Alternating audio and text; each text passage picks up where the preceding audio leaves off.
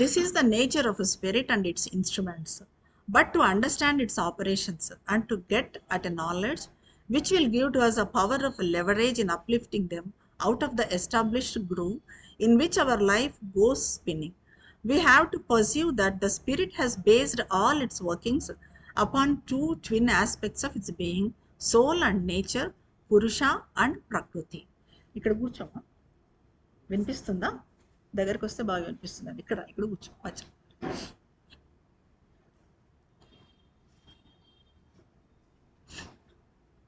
So ఇక్కడ పురుషుడు ప్రకృతి గురించి చెప్తున్నారు, సోల్ అండ్ నేచర్. మనం ఏదైతే పురుషుడు ప్రకృతి, శక్తి, శక్తి శివుడు, శివశక్తి అంటాం కదా, దాని గురించి.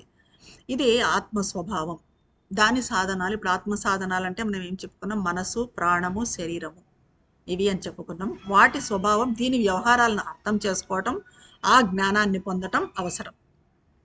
ఆత్మ స్వభావం ఏమంటే వీటి జ్ఞానాన్ని, మనం ఆత్మ స్వభావాన్ని తెలుసుకోవాలంటే దాని సాధనాలైన మనసు, ప్రాణము, శరీరాల స్వభావాన్ని మనం తెలుసుకోవాలి.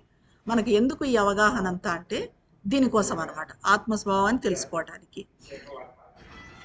ఎందుకంటే ఈ జ్ఞానము మనం వాటిలో పడి పరిభ్రమిస్తూ ఉండకుండా, ఇప్పుడు ఇవన్నీ అర్థం చేసుకున్నాం అనుకోండి, మనము ఇవన్నీ ఎందుకు మరి అర్థం చేసుకోవాలి అంటే, మనం ఎప్పుడు వాటిలోనే పడి పరిభ్రమిస్తూ ఉంటాం. మనసుతో ఆలోచనలు చేయడము, ఆ ప్రాణంతో ఏదనిపిస్తే అది చేసేయడము, కోరిక, కోపమా, లేక ఇంకోటి అసహనమా, ఇవన్నీ కూడా ప్రాణం.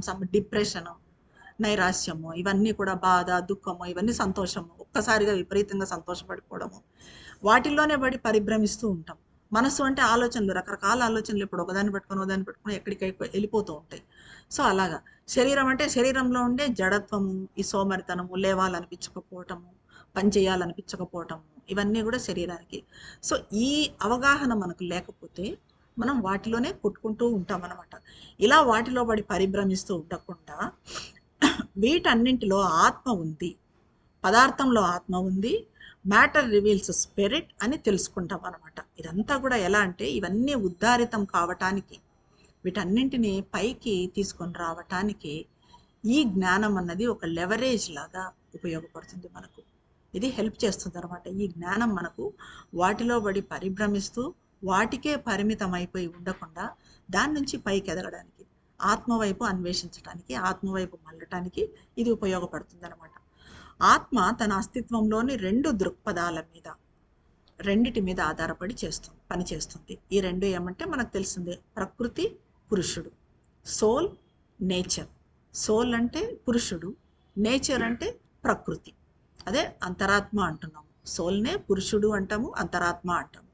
నేచర్ అంటే ప్రకృతి, దీన్నే మనం మామూలుగా శివశక్తి అని కూడా అంటాం అన్నమాట. వీటి మీద ఆధారపడి ఆత్మ పనిచేస్తుంది. ఈ రెండింటిని విభిన్నమైన రెండు శక్తులుగా పరిగణించాలి. ఈ రెండు విభిన్నమైన శక్తులు.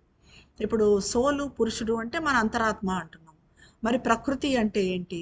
ప్రకృతి అంటే ఇప్పుడు మనలో ఉండే సత్వరజ సప్తమో గుణాలు, మన మనసు, ప్రాణము, శరీరాలు, మన అహంకారము, బుద్ధి, ఇవంతా కూడా ప్రకృతి కిందకు వస్తాయి. మనకు భగవద్గీతలో సాంఖ్యయోగంలో 2వ అధ్యాయంలో చెప్తారు. ఇది సాంఖ్యయోగంలో ఎలా అంటే 24 తత్వాలు ఒకటి అని చెప్పి, పురుషుడు ఒకవైపు, ఇవన్నీ కూడా మనకు సోల్ కిందికి, నేచర్ కిందికి వస్తాయి, ప్రకృతి కిందికి వస్తాయి అన్నమాట. సోల్ అన్నది ఏంటంటే ఒకే ఒక పురుషుడు, అంతరాత్మ. ఈ రెండింటి మీద ఆధారపడే మన ఆత్మ పనిచేస్తుంది. అయితే ప్రకృతి, పురుషుడు ఒకే సత్యానికి, చైతన్యానికి చెందిన రెండు ధృవాలైన, ఒకే చైతన్యానికి, ఒకే సత్యానికి అంటే ఆత్మకు చెందినవే ఈ రెండు, పురుషుడు, ప్రకృతి.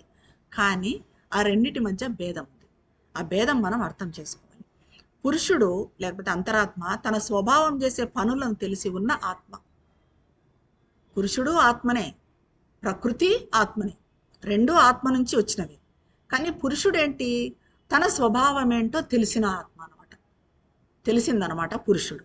అయితే ప్రకృతి కూడా ఆత్మలో భాగమే చెప్పుకుంటున్నాం, ఆత్మశక్తి. ప్రకృతి నామరూపాలను, చైతన్యాన్ని, జ్ఞానాన్ని వృద్ధి చెందిస్తుంది. ప్రకృతి చేసే పని ఏం చేస్తుంది? ఈ పేర్ల, ఈ రూపాలను కానీ, ఆ తర్వాత ఈ జ్ఞానాన్ని కానీ వృద్ధి చెందించేది. ప్రకృతి మాయగా, శక్తిగా చెప్పుకోవచ్చు మనం. బాహ్యంలో మన ప్రకృతి పూర్తిగా సోల్కు విరుద్ధంగా కనిపిస్తుంది. బయటకు ఎలా ఉంటుందంటే టోటల్గా అంతరాత్మ వేరుగా ఉంటుంది, ప్రకృతి వేరుగా, నేచర్ వేరుగా ఉంటుంది. ఎందుకంటే మనం నేచర్ చూడండి, నేచర్ అనేపాటికి మన సత్వరజ తమో గుణాలు, ఈ మనసు ప్రాణము ఇవన్నీ కూడా మరి అంతరాత్మకు విరుద్ధం కదా. వీటితో మనం పని చేస్తూ వీటిలో ఉంటే మనసు ప్రాణము శరీరాల్లో ఈ సత్వరజ తమో గుణాల్లో ఉన్నంత వరకు అంతరాత్మను కనుక్కోలేము, అంతరాత్మను పట్టుకోలేము, వికసింపజేయలేము. సో మనకు బయటికి ఎలా అనిపిస్తుందంటే ఇది వేరు అది వేరు అనిపిస్తుంది.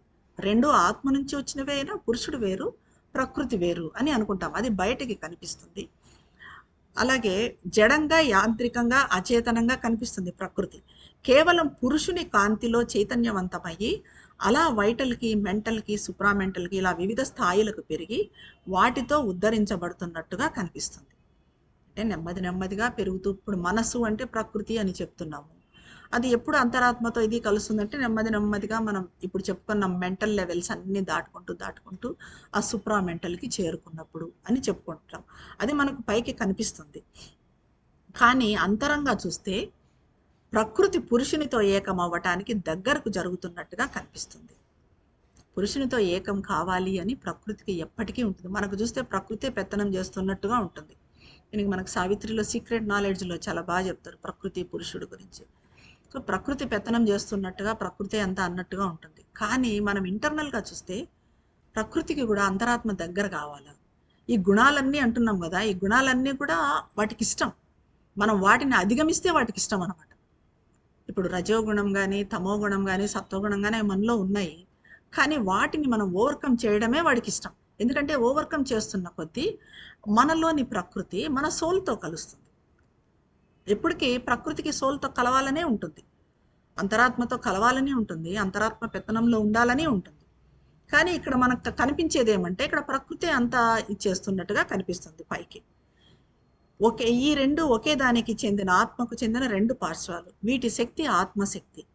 ఈ శక్తి అచైతన్యంగా, ఇన్కాన్షియన్స్గా కనిపించే దానిలో సూపర్ కాన్షియస్గా, లేదంటే కాన్షియస్గా, సబ్ కాన్షియస్గా పనిచేస్తుంది.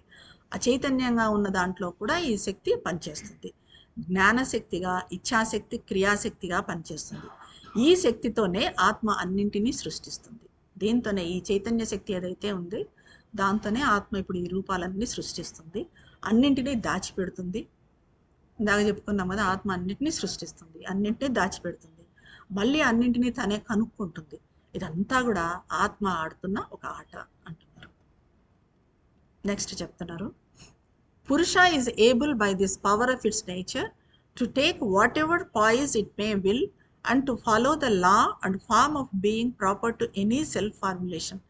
It is eternal soul and spirit in its own power of self-existence, superior to and governing its manifestations. It is universal soul and spirit developed in power of becoming of its existence, infinite in the finite. It is individual soul and spirit absorbed in development of some particular course of its becoming, in appearance mutably finite in the infinite.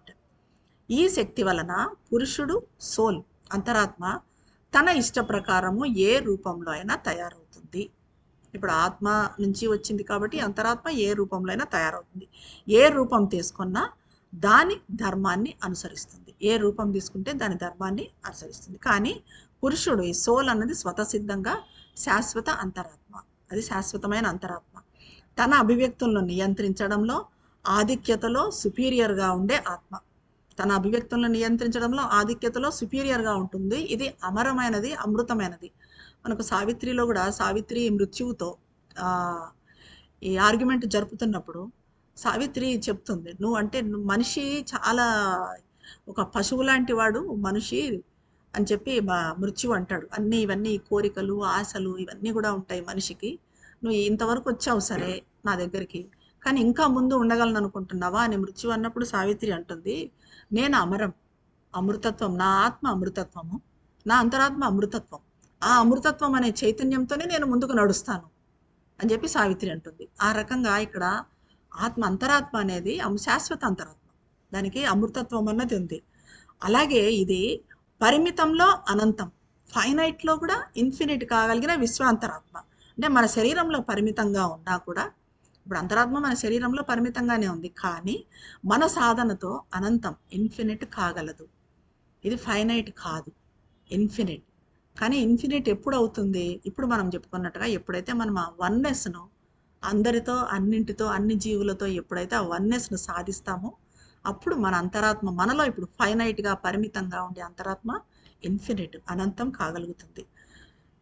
వృద్ధి చెందిన ఆత్మ అలాగే ఇది ఇన్ఫినిట్లో finite కాగలిగిన, అనంతంలో పరిమితం కాగలిగిన వ్యక్తిగత అంతరాత్మ.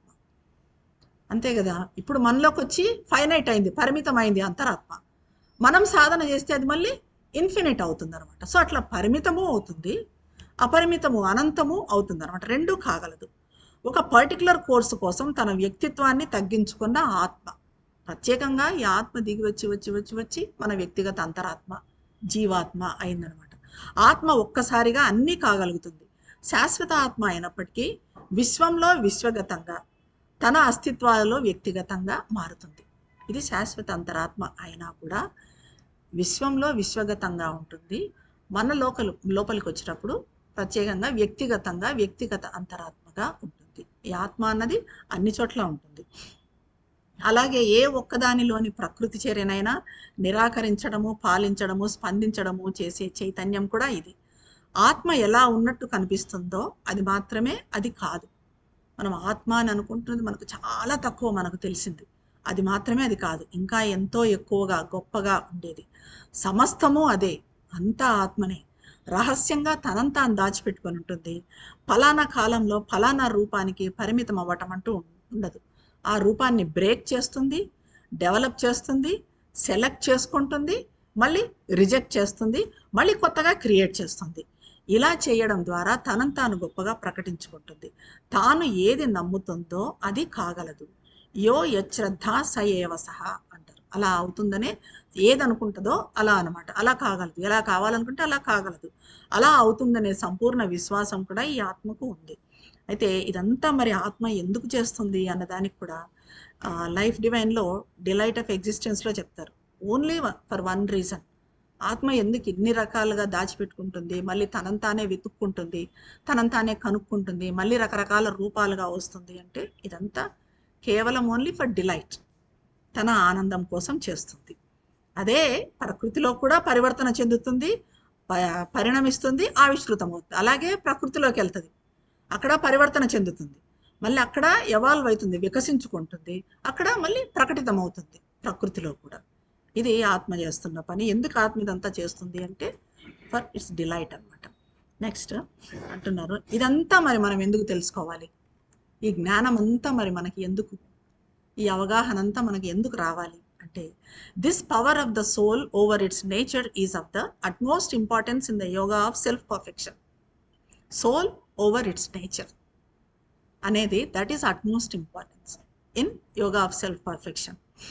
If it did not exist, we could never get by conscious endeavor and aspiration out of the fixed groove of our present imperfect human being. If any greater perfection were intended, we should have to wait for nature to effect it in her own slow or swift process of evolution.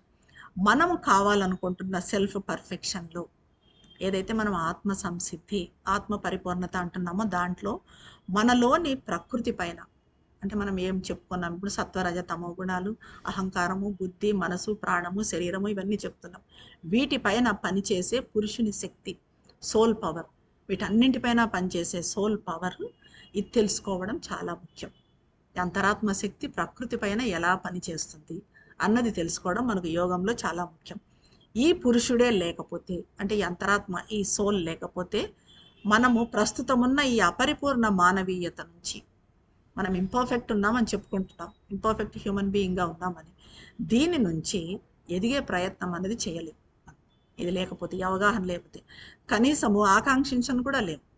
ఇప్పుడు ఇది తెలియదు అనుకోండి, ఈ అవగాహన లేదనుకోండి, ఆకాంక్షించాల్సిన అవసరం ఏముంది, మనం పర్ఫెక్ట్ కావాల్సిన అవసరం ఏముంది అనుకుంటాం. దానికోసం ఈ జ్ఞానం అంతా, ఈ సైకాలజీ అంతా మనకు అవసరం.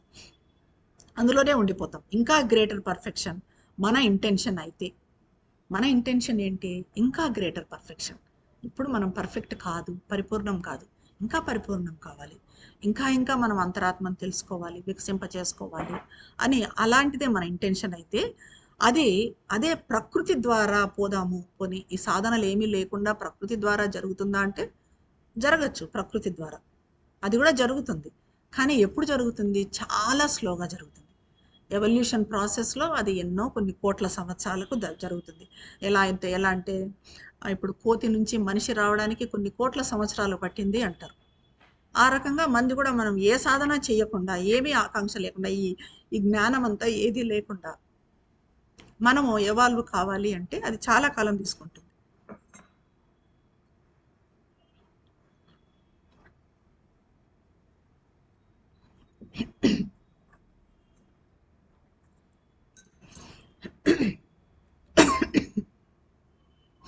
ఈ క్రింది జీవాల్లో సోలు ప్రకృతికి ఆధీనమై ఉంటుంది.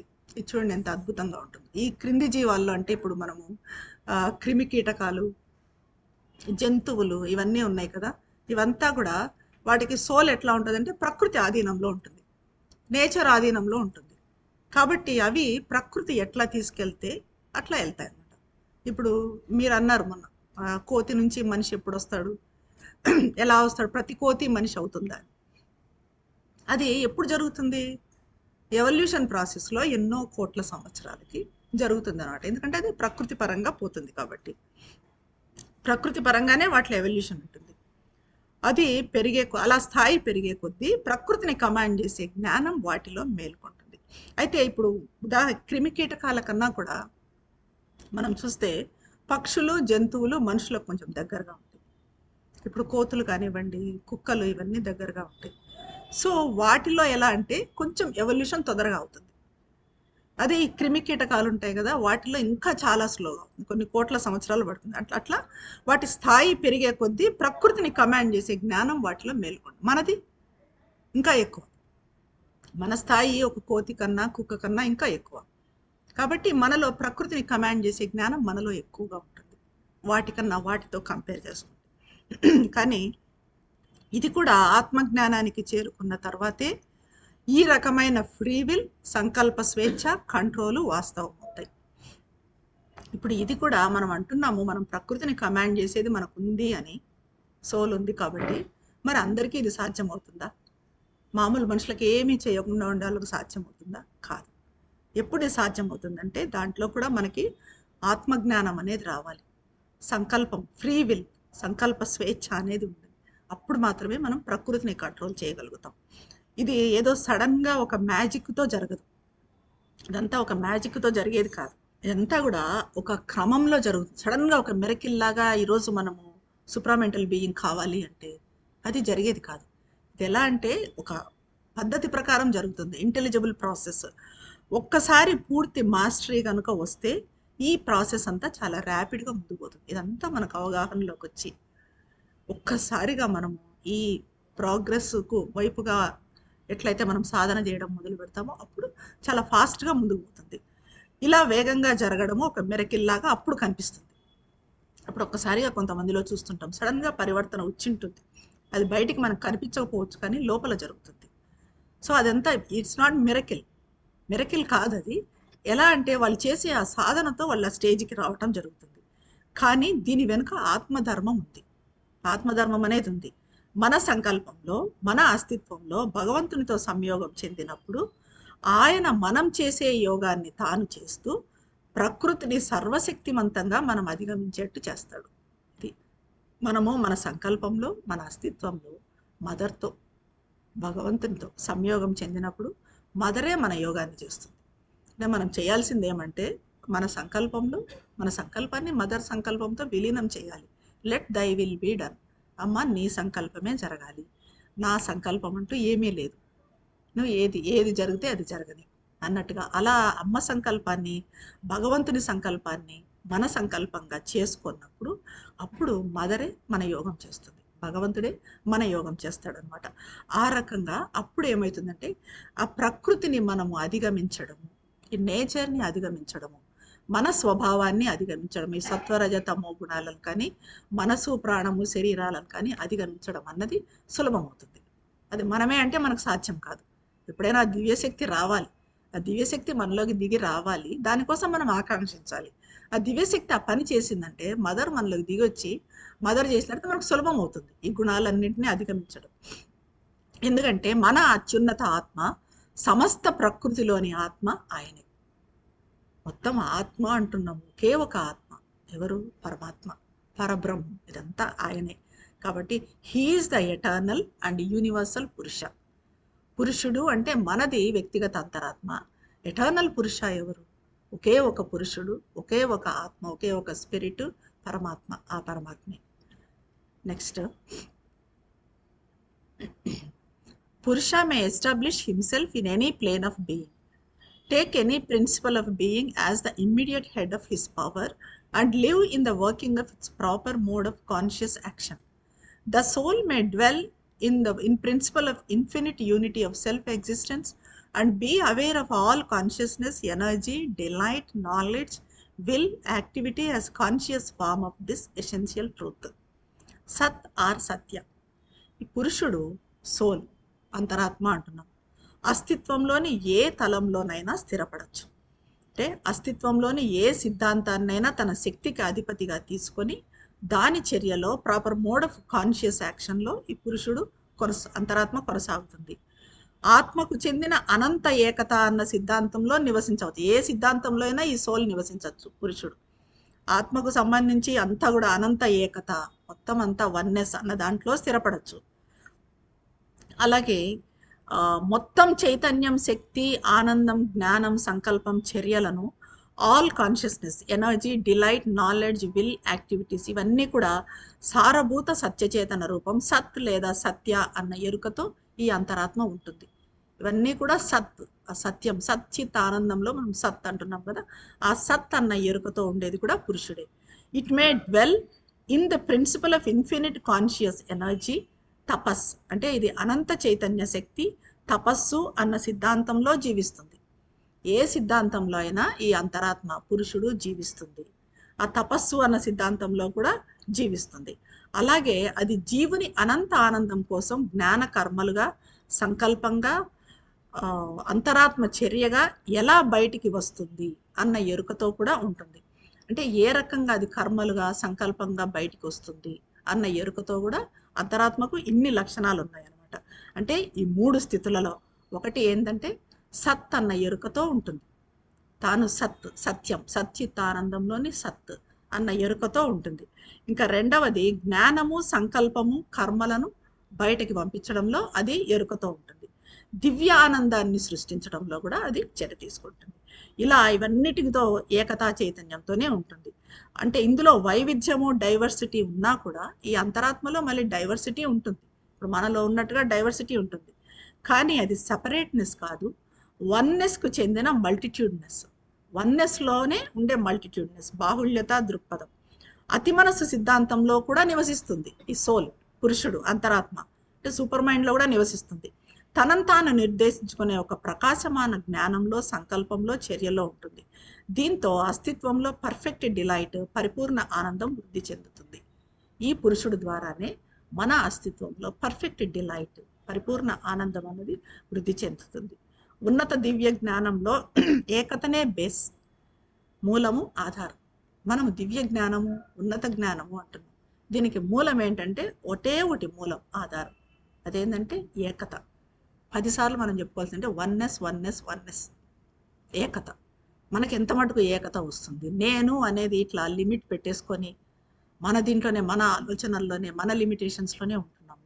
పక్కన వ్యక్తితో కూడా మనం వన్నెస్ రాకుండా ఉంది మనకు. మన పక్కన ఉన్న వ్యక్తితో రావటం లేదు. ఇంకా అట్లాంటిది ఇతర జీవులతో, ఇతర ప్రాణులతో, సర్వంతో ఏకతను సాధించడం అన్నది ఎప్పుడు సాధ్యమవుతుంది?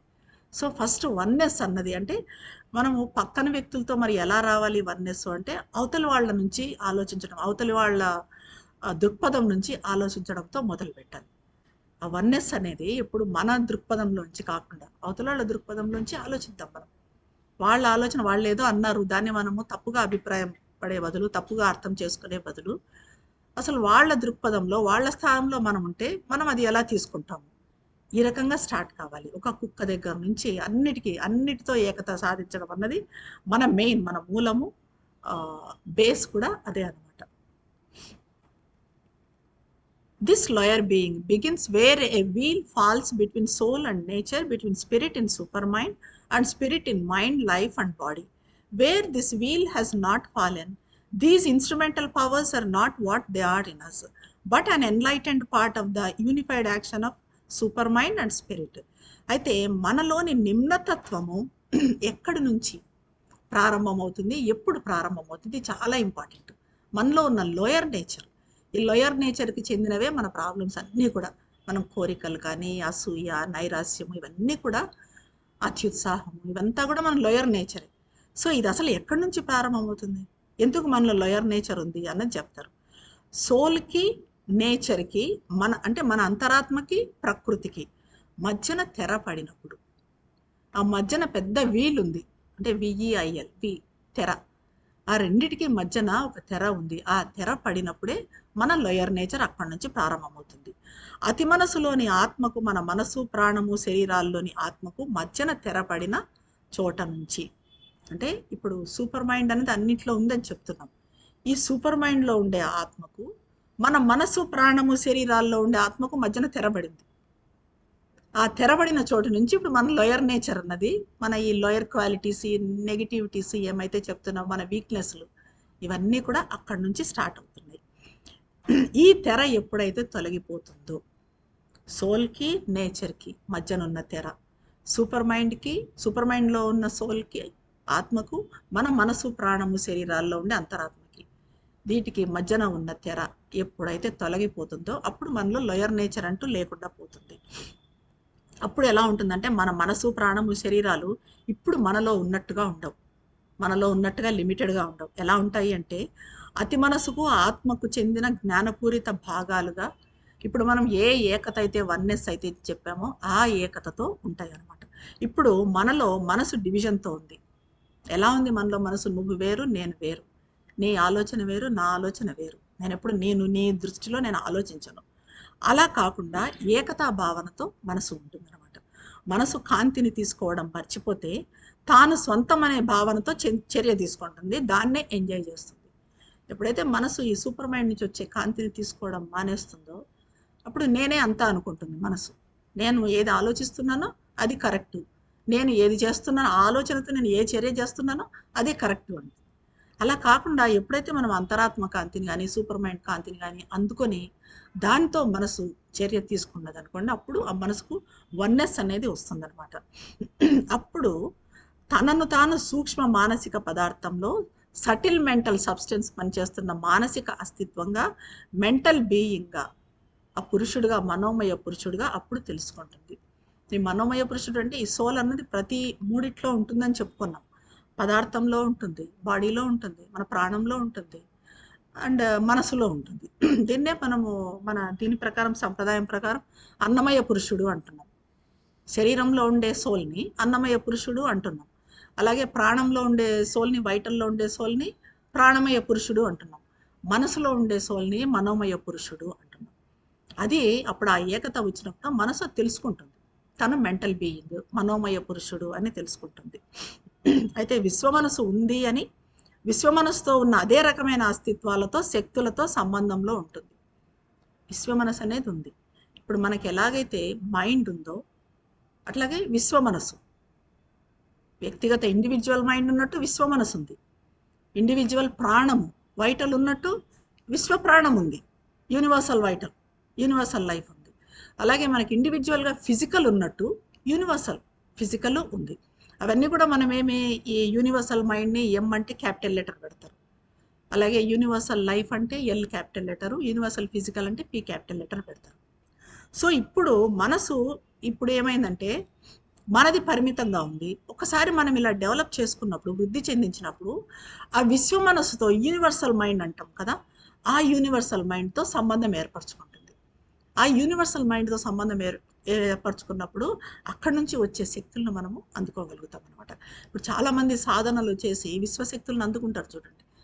ఎంతసేపు అలాగే సాధనలో కూర్చొని ఉంటారు, డిస్టర్బ్ కాకుండా ఉంటారు, తపస్సు చేస్తుంటారు రోజుల తరబడి.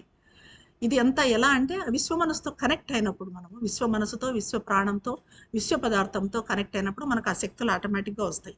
సో ఇలా చేసినప్పుడు విశ్వ మనసుతో సంబంధం పెట్టుకొని ఆ సంబంధంతో మనసు తన సంకల్పాన్ని, తను చేసే చర్యను మాడిఫై చేసుకుంటుంది అనమాట. అంటే అప్పుడు మన మనసు తీసుకునే చర్యలాగా ఉండదు, విశ్వ మనసు తీసుకునే చర్యలాగా ఉంటుంది మన చర్య. ప్రాణ సిద్ధాంతంలో ఉన్నప్పుడు అలాగే విశ్వప్రాణం అన్నాం కదా, విశ్వప్రాణానికి చెందిన జీవిగా తెలుసుకుంటుంది. విశ్వప్రాణ అంతరాత్మకు సరిపోయే విధంగా కోరికలను చైతన్యానికి మలుచుకుంటుంది. ఇప్పుడు మన ప్రాణం ఏంటి? మన పరిమిత కోరికలు.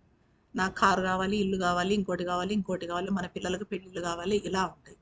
అప్పుడు ఆ విశ్వప్రాణ కోరికలు అన్నప్పుడు అప్పుడు మనం విశ్వం కోసం ఆలోచించడం. మన కోరికలు కూడా ఒక ఆకాంక్షలాగా ఉంటాయి, విశ్వం కోసం అవుతాయి అన్నమాట. పదార్థంలో నివసిస్తున్నప్పుడు అలాగే అలాగే విశ్వ పదార్థం భౌతిక జీవి శక్తికి చెందిన ఒకే ధర్మంలో పనిచేస్తున్నట్టుగా తెలుసుకుంటుంది. జ్ఞానం వైపు మళ్ళుతున్న కొద్దీ తనను తాను ఒక మానసిక అంతరాత్మగా, ప్రాణిక అంతరాత్మగా, భౌతిక అంతరాత్మగా తెలుసుకుంటుంది. ఈ రకంగా జ్ఞానం పెంచుకుంటూ వచ్చే కొద్దీ మనకు ఎలా అనిపిస్తుంది అంటే, మనం మనసు అంటే మనసు కాదు, మానసిక అంతరాత్మ. ప్రాణం అంటే ప్రాణం వెనుక అంతరాత్మ ఉంది, ప్రాణ అంతరాత్మ. అది ఇది ప్రాణమయ పురుషుడు. భౌతికం అంటే మన ఫిజికల్ కాదు, దాని వెనుక సోల్ ఉంది, అన్నమయ పురుషుడు అని తెలుసుకుంటాం. అలాగే తన స్వభావాన్ని బట్టి ఈ అంతరాత్మ పనిచేస్తుంది. కానీ అజ్ఞానం వైపు మళ్ళినప్పుడు, మనసు ప్రాణము శరీరాలతో ఏకమైనప్పుడు తాను అహంగా ప్రకృతి సృష్టిగా తెలుసుకుంటుంది. కానీ భౌతిక జీవి సహజంగా అంతరాత్మ శక్తి రూపాలను ఏర్పరచడంలో, చలనంలో నిమగ్నమయ్యి తనను తాను పూర్తిగా మర్చిపోతుంది, క్రిందగా పడిపోతుంది. కాబట్టి పదార్థ సంబంధ విశ్వం నిశ్చేతనగా, ఇన్కాన్షియన్స్గా కనిపించే దాని నుంచి ప్రారంభమవుతుంది. ఈ రకంగా ఈ మామూలుగా అంతరాత్మ శక్తి ఈ రూపాలను ఇట్లా క్రియేట్ చేయటానికని కిందకు వచ్చేసి ఏమైపోయింది? ఇన్కాన్షియన్స్లో పడిపోయింది, పూర్తిగా అచేతనలో పడిపోయింది. కాబట్టి ఆ కనిపించేదాన్ని, ఆ ఇన్కాన్షియన్స్ నుంచి ఈ సృష్టి అన్నది ప్రారంభమైంది. పైనుంచి వచ్చిన అంతరాత్మ మరి క్రిందకు పడిపోయింది, పదార్థంలోకి పడిపోయింది. అక్కడ ఇన్వాల్వ్ అయి ఉంది. అది ఎవాల్వ్ కావాలి నెమ్మదిగా. ఆ పదార్థం నుంచి ఎక్కడ పడిపోయింది? అచేతనలో పడిపోయింది. అక్కడ నుంచి సృష్టి ప్రారంభం కావాలి.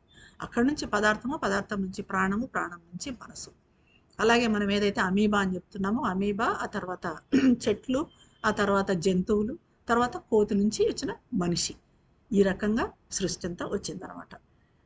ఐ థింక్ ఒకటే ఉంది, ఒకే పారాగ్రాఫ్ ఉంది కదండి.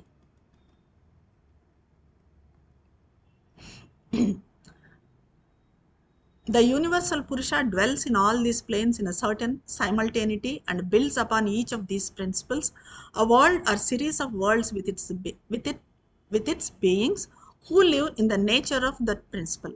Man, the microcosm, has all these planes in his own being, ranged from his subconscient to his superconscient existence.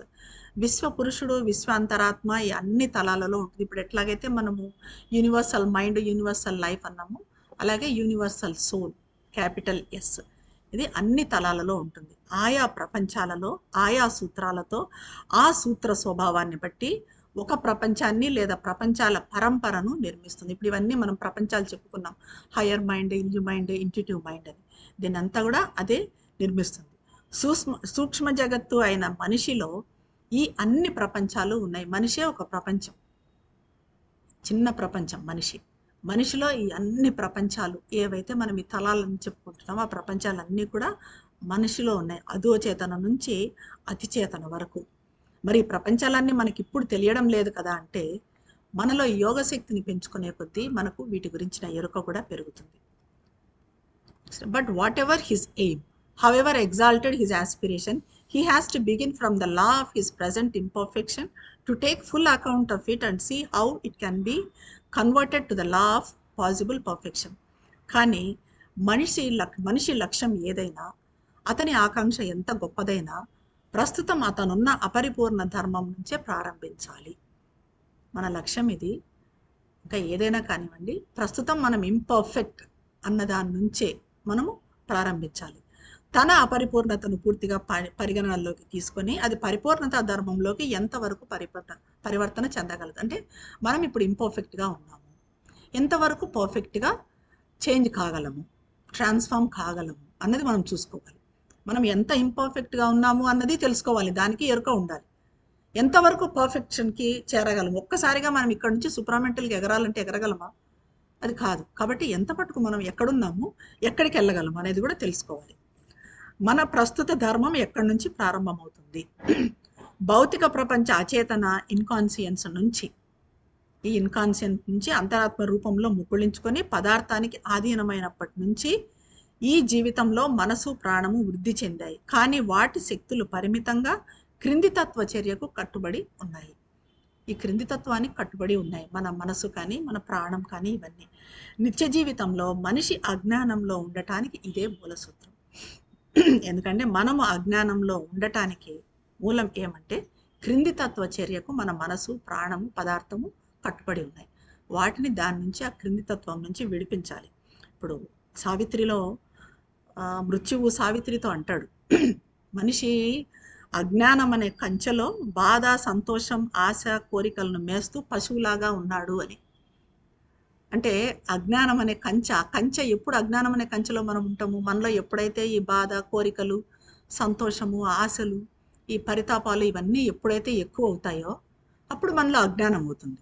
అంటే దేవుళ్ళు అనేవాళ్ళు పశువుల కాపరి, మనిషి అనేవాడు పశువు. మృత్యు అంటాడు సావిత్రితో వాదన చేస్తూ అంటాడు, మనిషి పశువు లాంటి వాడు, దేవుళ్ళే మనిషికి మనసునిచ్చారు, దేవుళ్ళే మనిషికి కోరికలు పుట్టేటట్టు ఆ తర్వాత ఆశలు పెంచి ఇంకా అవి తీరకుండా చేసి బాధ సంతోషము ఇవన్నీ కలిగేటట్టు ఇదంతా చేస్తున్నారు.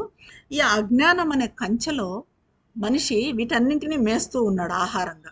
వేటిని? మన బాధను సంతోషాన్ని కోరికలను వీటన్నింటినీ ఆశలను వీటన్నింటినీ మేస్తూ ఉన్నాడు అంటే. అలాగా మనం అజ్ఞానంలో అంటే ఇవన్నీ ఉన్నంత వరకు మన మనసు ప్రాణము శరీరాలు కూడా క్రింది తత్వానికి లోయర్ నేచర్కే కట్టుబడి ఉంటాయి అన్నమాట. అలాగే మనలో అయితే ఆత్మశక్తిని పెంచుకుంటే, అంటే వీటి నియంత్రణను పెంచుకుంటూ పోయే కొద్దీ ఆత్మశక్తిని పెంచుకునే కొద్దీ మనం పర్ఫెక్షన్ని చేరగలుగుతాం.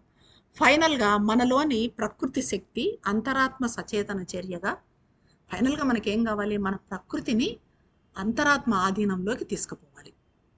ప్రకృతి అనేది సోల్ ఆధీనంలోకి, నేచరు సోల్ ఆధీనంలోకి పోవాలి.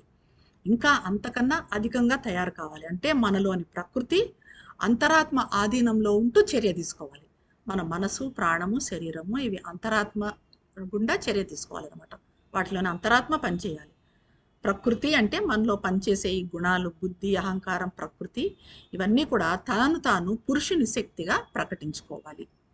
ఇది ఫైనల్గా అనమాట. దీంట్లోంచి మనకు సైకాలజీ ఆఫ్ ఇంటెగ్రల్ పర్ఫెక్షన్లో ఇది ఏంటంటే ఫైనల్గా మనకు శ్రీ అరవిందులు చెప్పేది మన స్వభావము దివ్య స్వభావంలోకి మరి పరివర్తన చెందాలి అని అంటే మన అంతరాత్మ సోలు పురుషుడు ప్రకృతిని తన ఆధీనంలోకి తీసుకోవాలి. ప్రకృతి అంతరాత్మ ఆధీనంలోకి పోయినప్పుడే మనం కరెక్ట్గా మన స్వభావాన్ని దీంట్లోకి వెళ్ళగలుగుతాము, దివ్య స్వభావంలోకి పరివర్తన చెందించుకోగలుగుతాము అంటారు. ఇంకా నెక్స్ట్ చాప్టర్ నుంచి మనకి ఎలాగిది పరివర్తన అన్నది మెంటల్ బీయింగ్ ఒకటొకటి చెప్పుకుంటూ వస్తారు అన్నమాట. ఇటువంటి జ్ఞానాన్ని ప్రసాదించిన శ్రీమాతకు దివ్య జననికి శతకోటి వందనములు సమర్పించుకుంటున్నాను.